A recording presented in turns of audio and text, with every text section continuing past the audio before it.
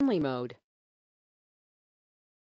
Hello, everyone, and welcome to our webinar for May 2018, presented as a partnership between Build Consulting and Community IT Innovators. In this webinar, Build Consulting's panel of experts will be answering your questions submitted regarding nonprofit development operations and technology. We received a number of excellent questions from the audience in advance, which we boiled down into 6 that we'll plan on answering during this session. And if we have extra time, we'll take additional live questions from the audience towards the end. This is an informal, collaborative discussion. If you would like a more comprehensive answer to a particular question or something that speaks more directly to your individual situation, please do contact us and we'll be happy to have a conversation with you. And information about how to reach us will be shared at the conclusion of this webinar. Finally, this webinar is being recorded and the video and slides will be made available to all registrants within the next day or so.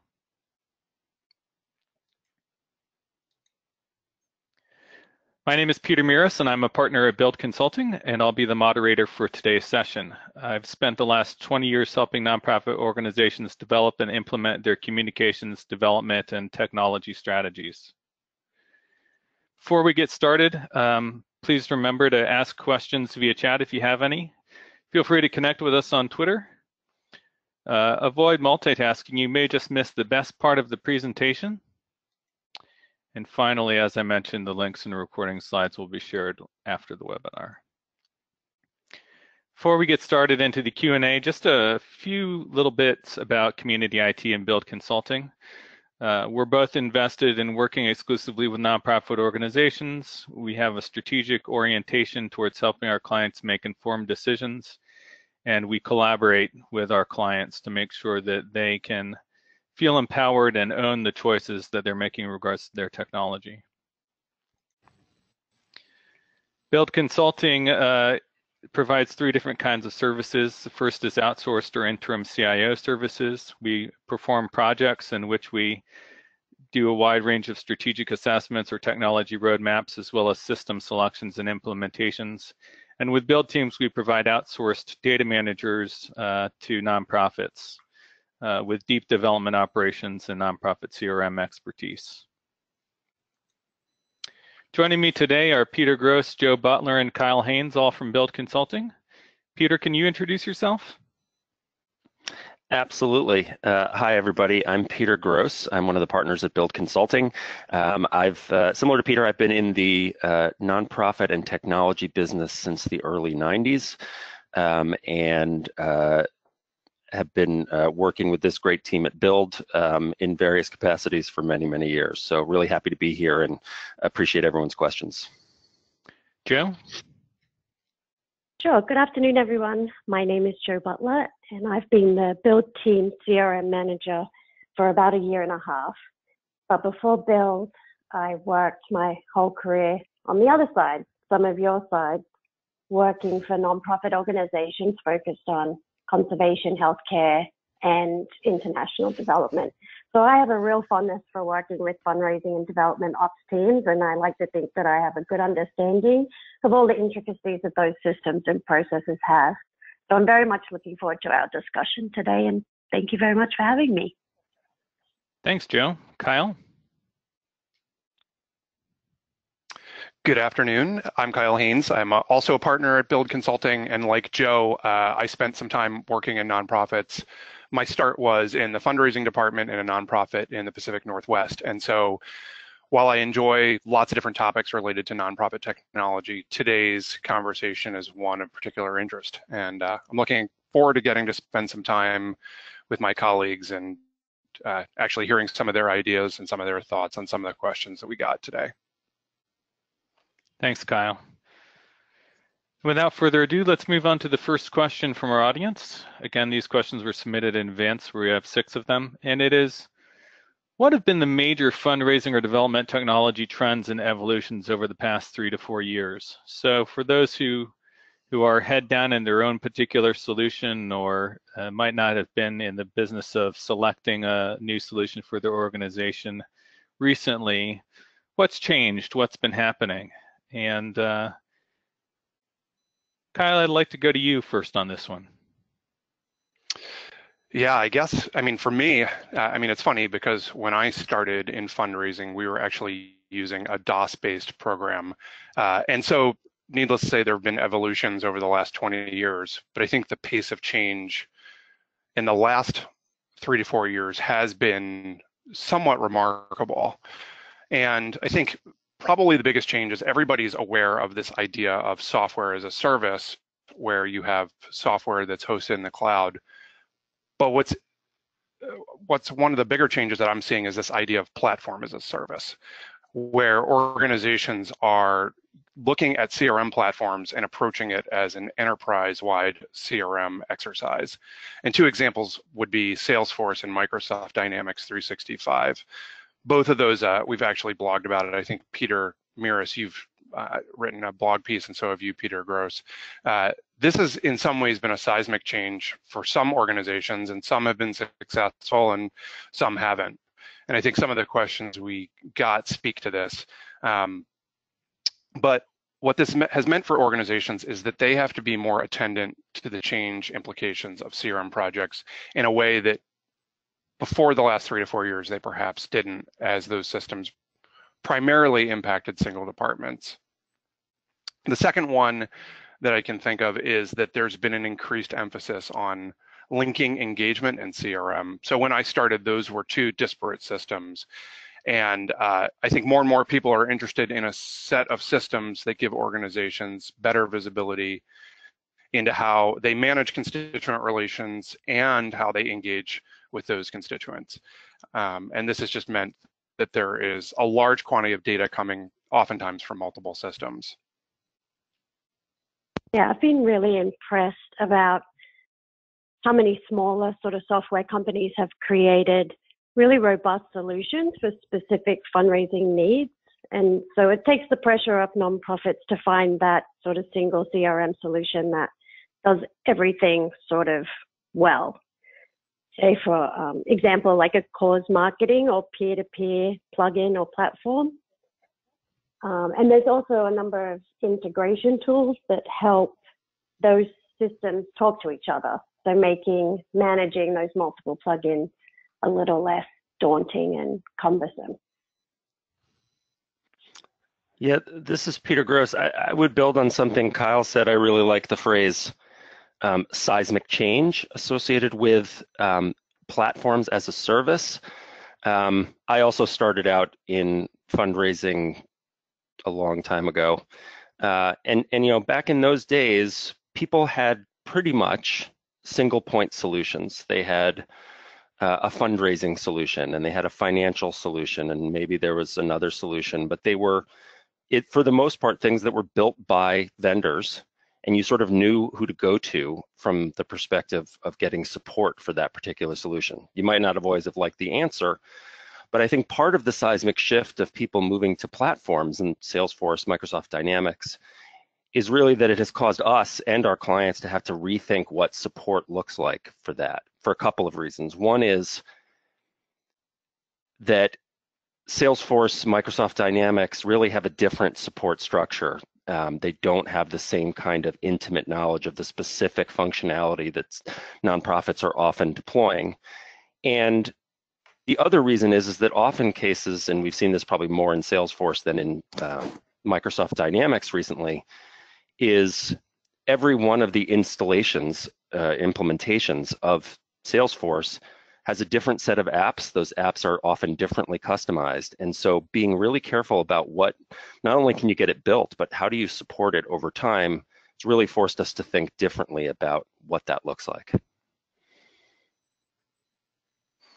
That's a great point, Peter. And in addition to what has been said by Kyle and Joe and Peter so far, I'm thinking about one of my clients right now who was doing a selection for a CRM, and once they started getting a little bit more into the weeds about what a CRM platform was and how they might be interacting with something like Salesforce, they realized that they needed to also plan for what other systems that they were going to be using over the next three years, say. They had to select what the ERP of the future would be. They had to select their HRIS system of the future, their human resources information system. So what I'm seeing increasingly is full sort of cross-organizational selections happening at once, even if the implementation is going to be phased. Kyle, are you seeing anything similar to that?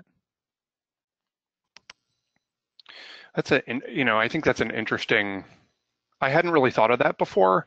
The client that I have been at most recently, that's actually precisely what happened. The move to Salesforce sort of spurred them to take a look at their financial system, and they ended up moving to a cloud-based system primarily for the benefit of being able to better integrate with Salesforce. And obviously I was aware of those two things, but I don't think I had ever specifically tried to link together those two things, but I think that's an interesting idea.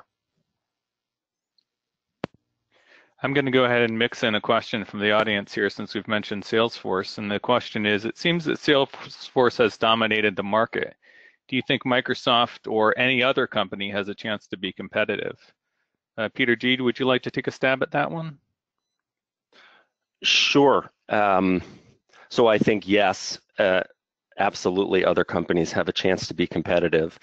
I think, certainly Blackbaud and some of the more traditional fundraising solution companies, as well as online communication companies, I think there's a tremendous amount of diversity in the marketplace. So I think we're not in danger of Salesforce sort of dominating the market. And I think we've started to hear rumblings that Microsoft Dynamics may be moving more in a nonprofit oriented direction as well. I'd say we really don't know what that looks like or when it's coming about.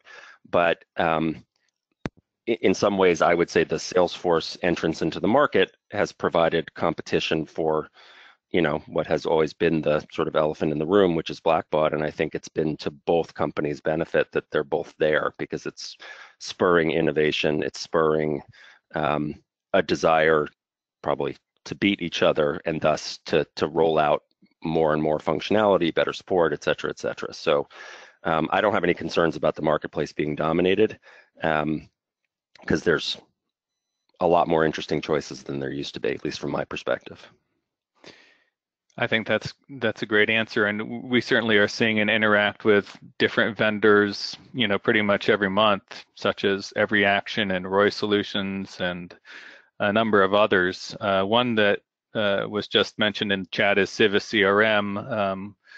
We position them, or I at least usually see them more used by small to mid-sized community and activist organizations. That's not necessarily where they are exclusively, but that seems to be the sweet spot for CivaCRM implementers.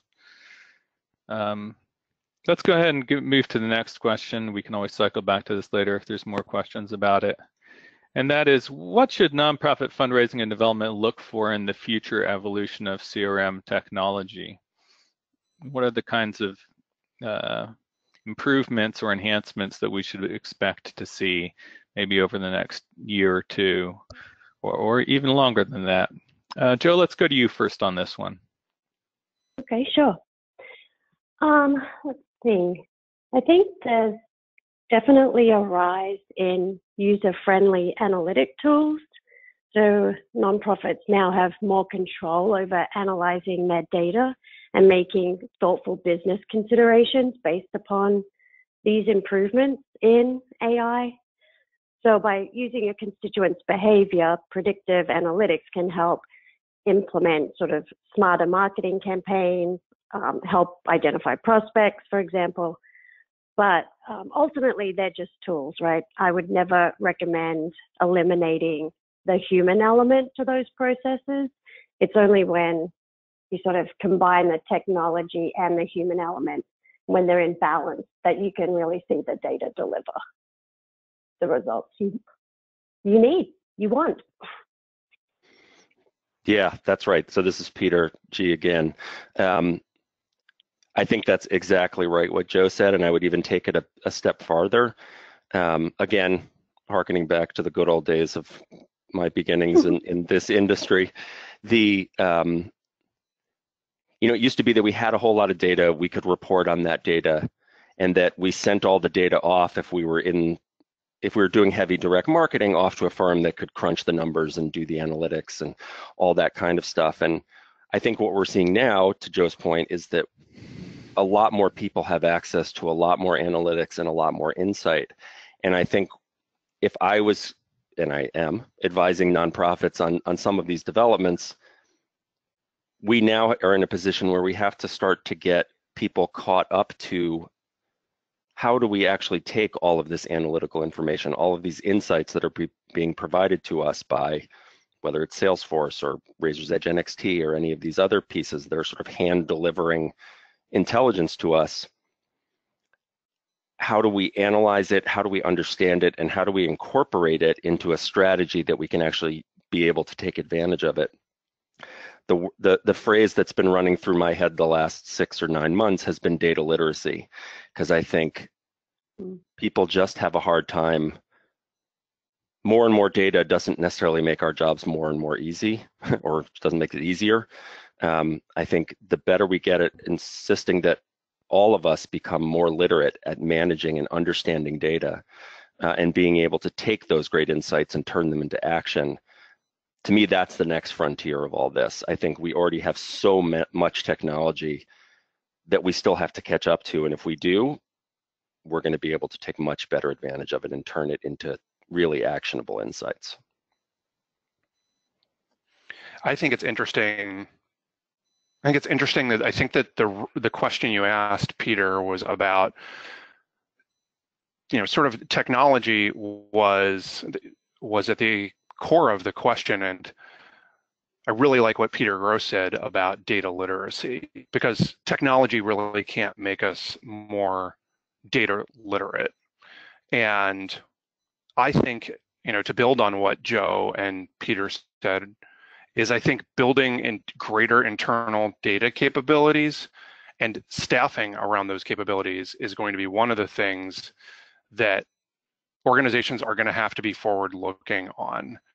And I think building on what you said, Peter, this idea of drawing a distinction in data between what's interesting and what's actionable. And oftentimes I see organizations spend lots of time looking at data that may be interesting, but it actually doesn't roll up anything actionable. And I think that's a piece of data literacy. How do we get organizations and their leaders to be craving information that's actionable, not just interesting? That's a great point, Kyle. In regards to all of what you panelists have said in your responses, I remember reading a survey a couple of years ago from nonprofit organizations in the UK, and one of the things that it found was that I think it was over 60% of organizations collected sort of M&E or monitoring and evaluation data about their programs and their operations effectiveness, but only 5% actually used that data that they collected to improve operational practices. So there's definitely a lag between not just the data collection and the ability to visualize and analyze the data, and the desire and organizational alignment to leverage that capacity for improving outcomes. There's been a huge stressor placed by funders on the nonprofit community to show data and use that data to improve their outcomes, but the reality isn't catching up quite to that as much as I had thought and hoped it would, 4 or 5 years ago. One of our audience members asks, do you think there are more advancements that can be made with data visualization, or have those peaks been reached? I think that there is more advancement that can be made in data visualization, and I'll just throw out an example there. One of the things that I was privileged to see a couple years ago was a demo of a product that was three-dimensional rendering of data visualizations within a virtual environment. So I put on a pair of goggles, and all of a sudden I saw data objects representing the data, field data, and was floating in front of me in the air, and I was told that within a couple years, I would be able to put on a pair of gloves and interact with it Iron Man style. So that's something that's going to come first to government contractors and things of that nature. That's not technology that's immediately going to be moving into the nonprofit space. But there's a lot of interest around how VR can be used to, along with data visualization and also storytelling, to help influence funders and demonstrate new realities, as it were. So that's interesting. Go ahead, Peter. Yeah, so if I can add on to what you just said, Peter, but take it in the 100% opposite direction, just a quick, just a quick reference for folks to look up, because I think that in this topic of data literacy, I think would find it interesting. So there's a book out by Charles Duhigg. He wrote one book on the power of habits, and he wrote another book called Smarter, Faster, Better. I think that's what it's called. It's a terrible title, but it's a great book. And he talks about a group of teachers in an education system, public school system, and I think it was Ohio. And they had this great new computer system. It had all this data about students and outcomes and initiatives and, you know, all of these things. And they found that teachers just weren't using it.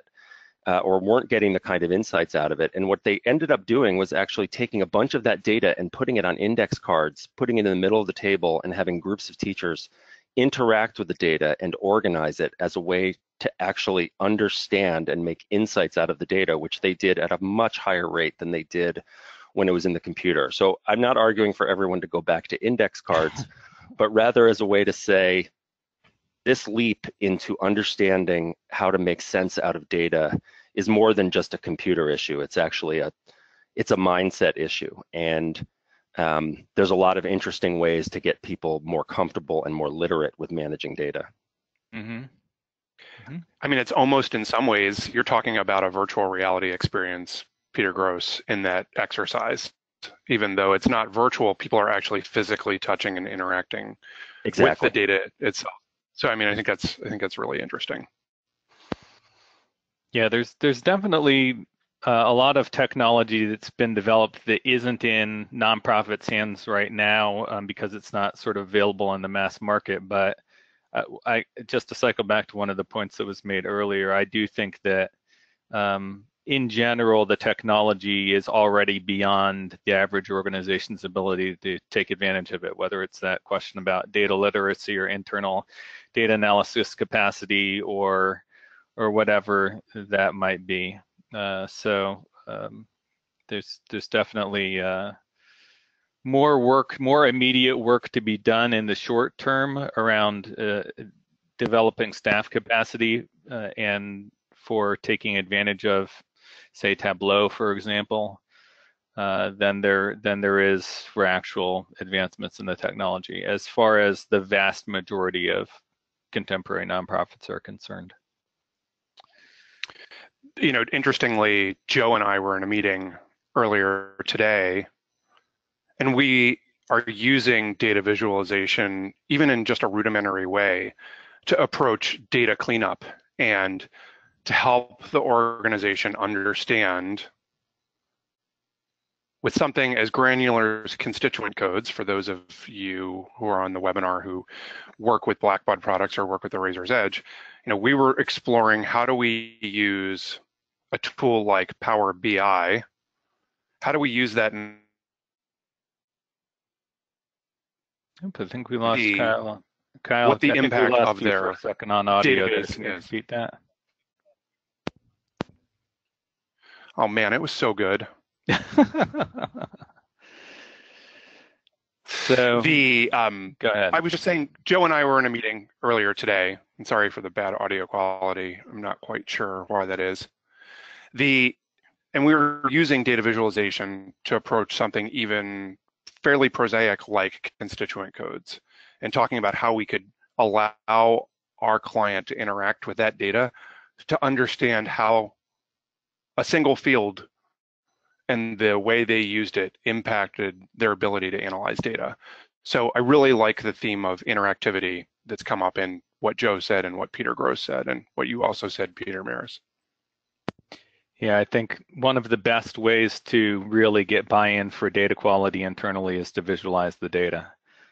Because for some reason, when you're just throwing numbers around, it doesn't have the same impact as showing a pie chart that shows the huge 40% segment of constituents for which don't currently have a code or don't currently have a state on their address or whatever the case might be. Well, let's keep it moving and go on to the next question.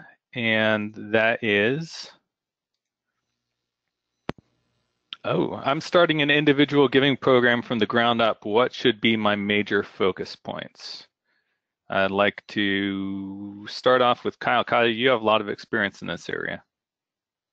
I do. I have a lot of experience, I think, and a lot of interest, especially when I get to think about individuals, because there's a lot of behavior associated with individuals, and it's oftentimes easier for us to understand individual behavior versus organizational behavior.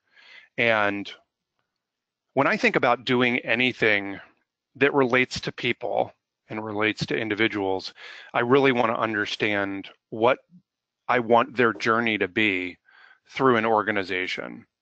And I think of a constituent journey a lot like a flow chart, and it just shows the steps of a constituent's interactions with you and any decisions that they might make or you might make along the way. And I think I would want to start with any organization, getting agreement around what that journey should be, because from there I can then begin to build what are the processes and the data and the people that we need to support that journey in a way that's high quality. I guess one thing I would just add is oftentimes the work we have to do is make sure that journey is actually aligned with best practices. And for example, if your constituent journey, we all know that acknowledgement letters should go out quickly. If your journey makes it impossible to acknowledge donors quickly, you probably need to look at the journey and understand its processes again. So starting with this idea of visualizing the journey, I think oftentimes helps the entire organization understand its role in something like an individual giving program before I dive into what are specific processes, what are the data, what's the data I need to collect, and those sorts of decisions. So you're saying that that visualization and that process needs to anticipate even the selection of the technology. Yeah, it absolutely does. And I think in some ways, because this is such a high stakes group for so many nonprofits, it's an easy way for the entire organization to understand the role they play in that journey, especially because these are the folks often for many organizations that sustain the organization financially. Mm-hmm. Yeah, if I could add something just to the constituent journey, something that I've been reading up on lately and have been observing is, you know, the constituent's offline experience versus their online experience. And so I would probably recommend sort of an integrated online offline giving strategy. I think it's important that, you know, you're keeping up with newer giving mechanisms in conjunction with the traditional snail mail solicitations. But I think that integrating fundraising sort of requires assimilation across the entire nonprofit and a commitment to become more constituent centric. So, you know, sort of commit to better focus on your programs, your departments and channels, just by making small tweaks like shared themes, images, the offers in the mail and email, keeping your website dynamic, encouraging offline donors online. And so their constituent experience isn't sort of a different one depending on which avenue they wish to donate. Does that make sense? Absolutely. Peter G., would you like to add anything?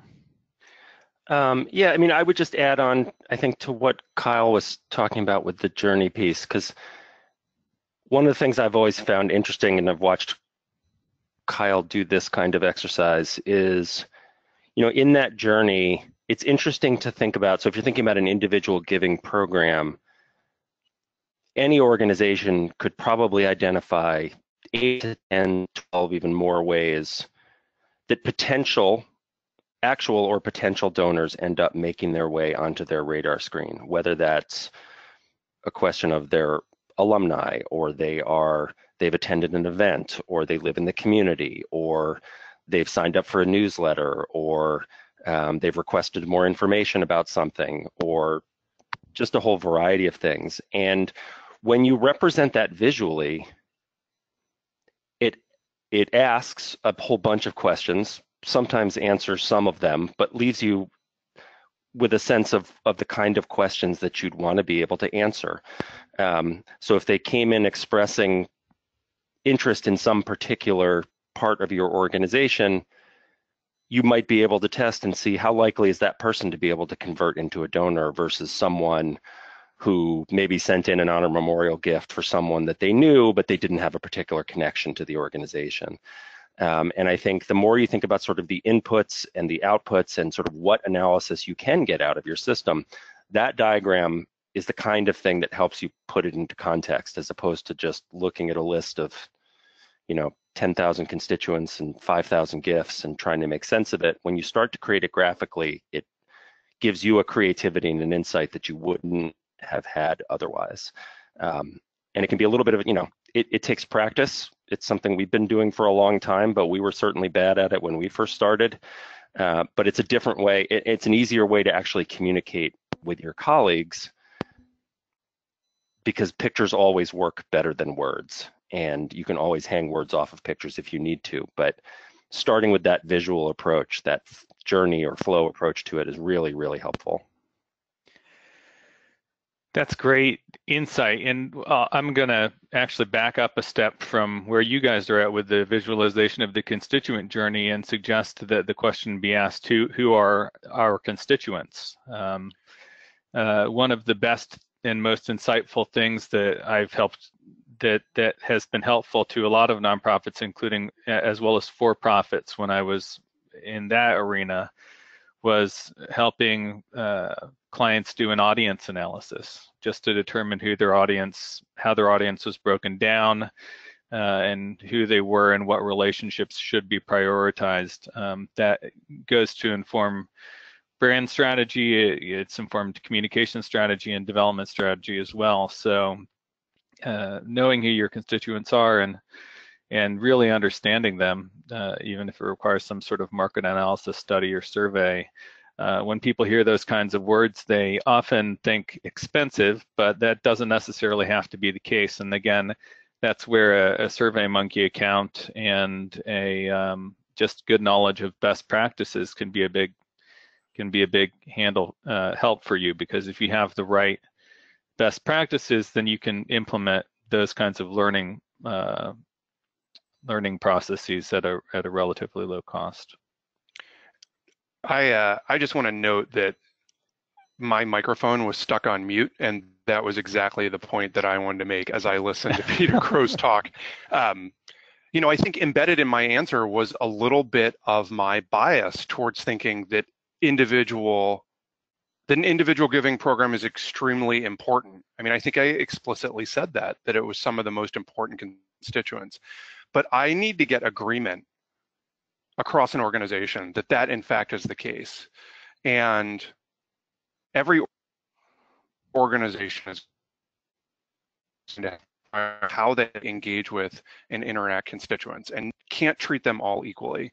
And at the intro of what you added, Peter Maris, that's what I took from that, is that the starting point before you get to journey is probably understanding how important is this constituent group or this audience, and how much am I willing to invest in that experience and in that journey, and how does it relate to the business objectives of the organization? Mm-hmm. Yeah, again, that helps indicate what is necessary as opposed to what's desirable, or helps take a lot of the guesswork out of what you need to do strategically and tactically.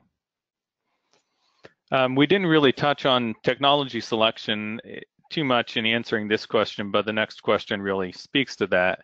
And that is, what are the potential pitfalls in selecting a new CRM system for my organization? I think that this is a question that if it's not explicitly voiced, we see it in the eyes of our clients oftentimes, especially those that have been through failed CRM selections or implementations before. And it's especially,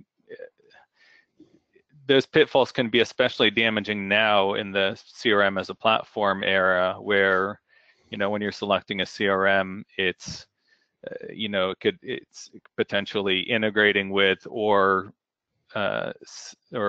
directly built in with things like learning management systems and human relation systems, and there are even entire accounting systems that are built on the Salesforce platform, among other platforms. So, Peter G., what would you say are the potential pitfalls in selecting a new CRM system? Yeah, I have a couple that I would point out. The first one is the assumption going in that the selection process, should start by looking at the capabilities of the other CRM systems that are out there. And it's an easy thing to do because when you're frustrated with your current system, it's very comforting to go out and look at systems that appear to be easier to use, more functionally robust, have cleaner data, largely because it's sample data, but nevertheless, they have cleaner data in them, and so it all feels much more comforting. But I would say the single biggest challenge that I've seen in folks actually adopting new CRM systems, which in our view starts at the selection process, is really an inability on the part of the organization to gain agreement about how it wants to do its business. And I would go back to this individual giving question and some stuff that Kyle said. If your individual giving program and how you're analyzing it and executing it is going to rely on pulling information and constituents from a lot of different departments, those things are frequently brought down and not successful because of a failure to gain agreement across the organization. Now, that has very little to do with technology. That has to do with the organization. But being clear on what the expectations are for how your business is going to run is the most important thing you can do in advance or in the beginning of starting a selection process. Because if there's clear articulation and agreement on first, how we run our business, second, how that turns into processes and requirements and data requirements that can be communicated to vendors in order to be tested and see what solutions are working, everything else becomes easier from there. In almost all cases, selections that lead to implementations that go badly because of business reasons, not because of technology reasons. The second pitfall we see is a tendency to isolate the selection of the CRM in a particular department, and that's often fundraising, although we have certainly seen sometimes, or fundraising or development, we've certainly seen times where the organization has sort of handed that off to the IT or IS department to sort of run with it because it's a piece of technology. But the truth is that even in an organization that is sort of heavily fundraising centric, a CRM or a fundraising system is an enterprise system, and that it affects program areas, it affects finance, obviously it affects IS or IT, the executive suite, as well as external constituents, sometimes to greater or lesser degrees. And those stakeholders that are heavily affected by the selection should be in the selection process from the beginning. Now, sometimes some of them might be more heavily involved and some of them might be more in a consultative role occasionally. But what we like to say is that the implementation begins with the selection, and we want to model the behavior that we're expecting to engender in this CRM system in the selection process as we're beginning it. And involvement is the only way to make that happen. Yeah, I would totally agree. I think that a really avoidable pitfall is just to include the individuals that perform or manage the business processes that you're looking for the new system to improve. Otherwise, you'll end up with a solution that doesn't meet your needs and you have unhappy staff. I would also, make it a priority to give staff the sort of the time and resources to be thoughtfully involved by providing temps or potentially delaying other organizational priorities so that this is considered the most important and not just a side project that people have to fit into their already busy days.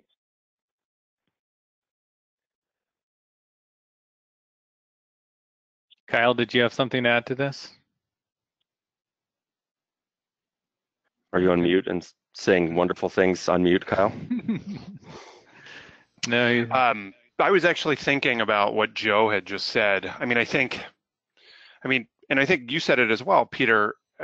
One of the biggest pitfalls is this feeling of lurching.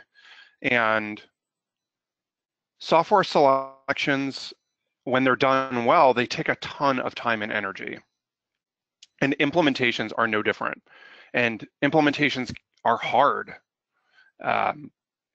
And I would want to be sure that if sort of this idea of CRM wasn't working for my organization, and when I talk about CRM, I'm talking about more than just the technology. If it's not working for my organization, I would want to make darn sure that technology really was to blame, because this feeling of lurching, we've seen it. It saps energy and saps morale, and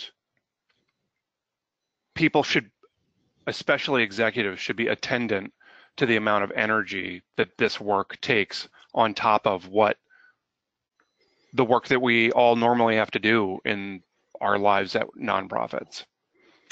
Yeah, and this is Peter Gross. I would just expand on that, Kyle, because I think that's absolutely right. And I probably would reorder mine to say that the first pitfall is assuming that the problem is the technology.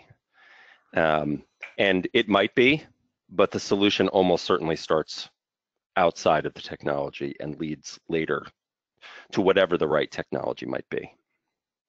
Yep. This is Peter Muris again. I would just say also, in addition to what my colleagues have said, that for all of the presentations that we make about data management or data quality, particularly as having to do with CRM, the questions about how to make sure those things happen well always comes back to leadership. And I don't want to get it, the idea of leadership and technology change is one that we could go on forever, and we've done a past webinar on change management, and that's a factor in it. So if you want to go to the resources section of the Build Consulting website at buildconsulting.com, you'll see that. But I did also want to call attention to those who are interested in the idea of leadership and technology change efforts, that the top article on our blog right now, the most recently published that is called The Top 5 Ways Nonprofit Leadership Should Support Technology Change Efforts. It was written by our colleague David Deal based on his considerable experience in this area. And it uses CRM, example of a successful CRM system and implementation, and a failed implementation as being the example for that. And there's a lot of great information in there for leaders that leaders can take advantage of, and that we certainly can help bring to the attention of nonprofit leadership, where others inside of the organization might not feel they have the voice to make those points. I want to go ahead and move on to the next question, and it is a doozy. Our CRM seemed perfect during the sales pitch, but in reality, there are a lot of workarounds that are taking up a lot of my time, striking out the curse words that might be included after that statement. Is this common? That's a great question, and one that we get a lot. Let's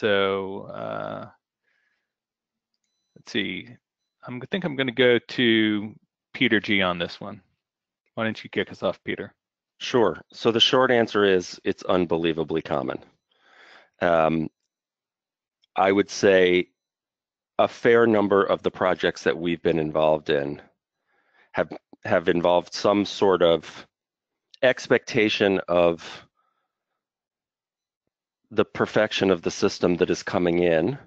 And part of that is that sales engineers or solution engineers or demo folks are just really good at demoing their software, partially because they're really good at it, and partially because they structure it in such a way that you're not seeing all the sausage being made when you're going through that exercise. And I think there's a couple of ways to think about it. One is, we try to structure, when we run selections with our clients, we try to structure our demos in a way that is specific enough in what we're asking the vendors to do, so that we get to see a little bit of an example of what a day in the life looks like for a particular process for a particular staff member. That's not going to 100% solve the problem, but if you just allow the vendors to show what they want, they're going to show you all the candy and they're not going to show you the vegetables.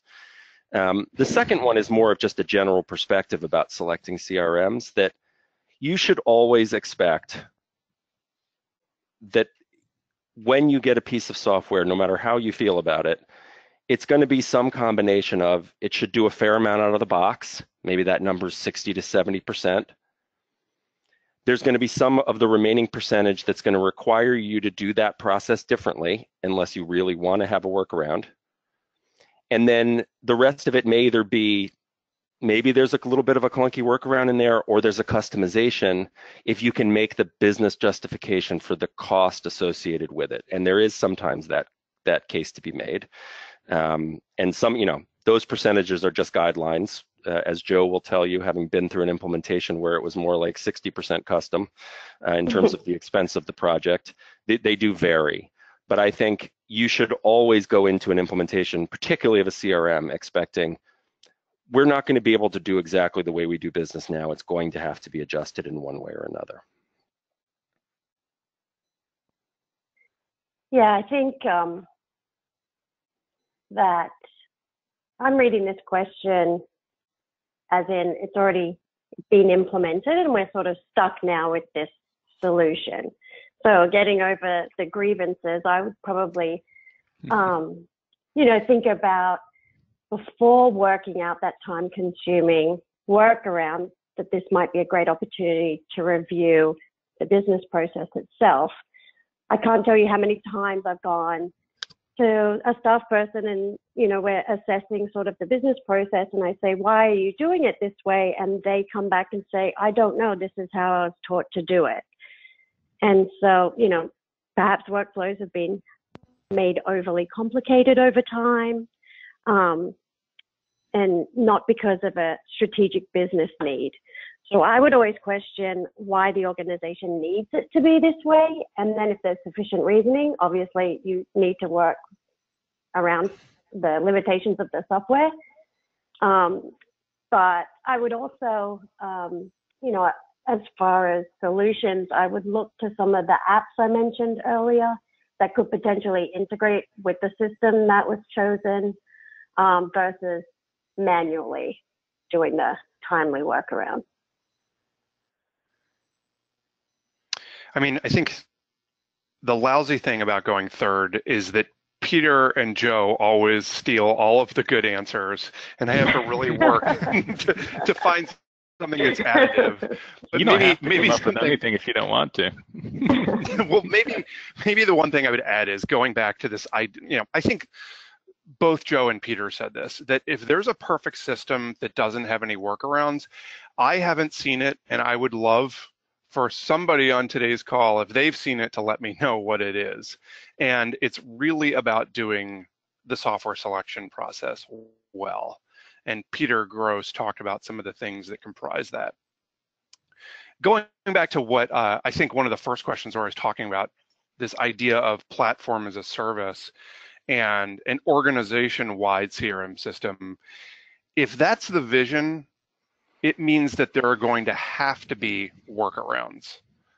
There is just not enough money in the world that is going to build a CRM system that requires no flexibility in how departments and people work.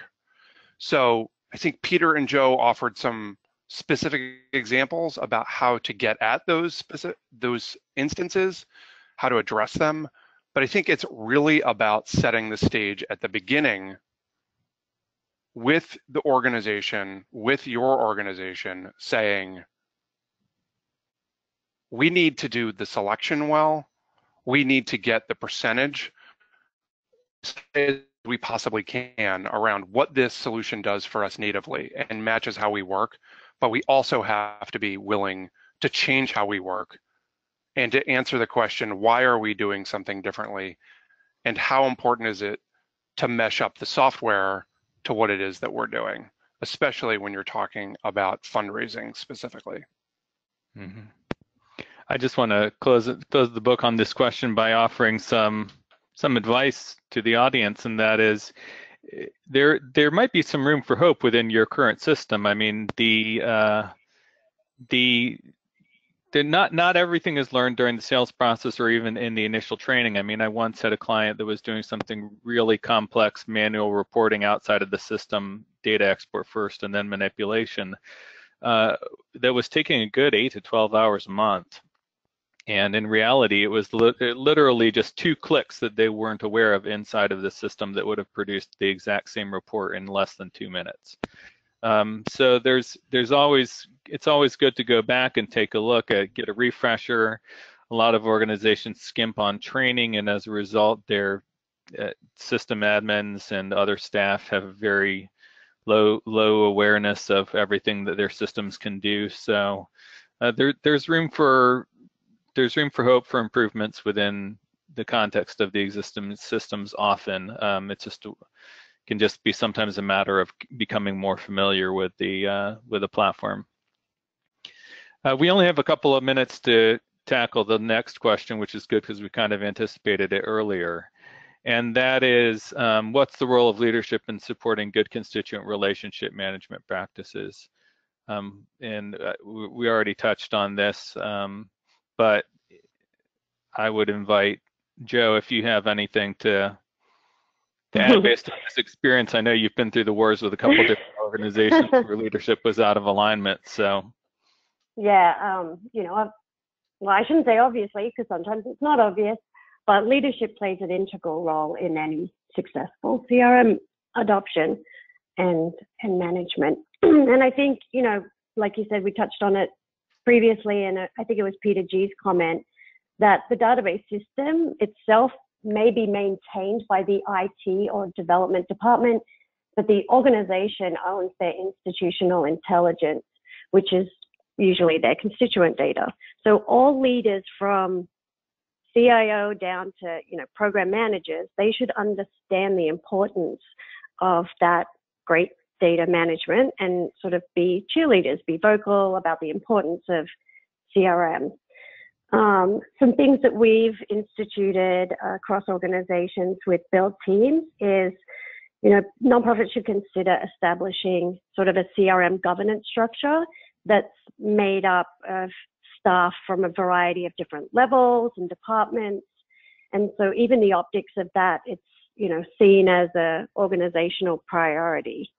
One of the other things that I've